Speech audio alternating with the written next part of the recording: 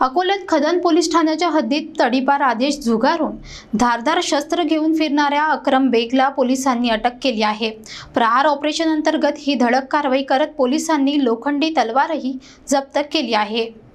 अकोला शहरातील खदन पोलीस ठाण्याच्या हद्दीत दहशत माजवणाऱ्या एका तडीपार गुन्हेगाराला अटक करण्यात आली आहे।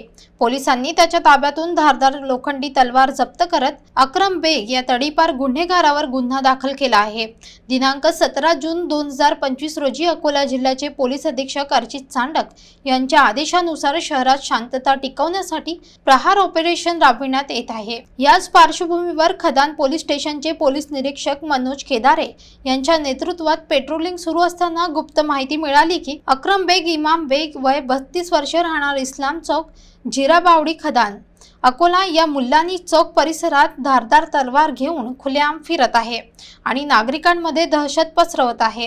ही माहिती मिळताच पोलिसांनी तात्काळ घटनास्थळी धाव घेतली।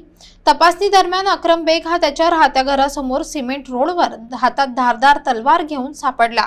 पोलिसांनी त्याला ताब्यात घेत तलवार जप्त केली आणि त्याच्या विरोधात खदान पोलीस स्टेशनमध्ये गुन्हा दाखल केला। अक्रम बेग याच्यावर पूर्वीही भांडण, मारहाण आणि आर्म्स ऍक्ट अंतर्गत गुन्हे दाखल असल्याची नोंद आहे।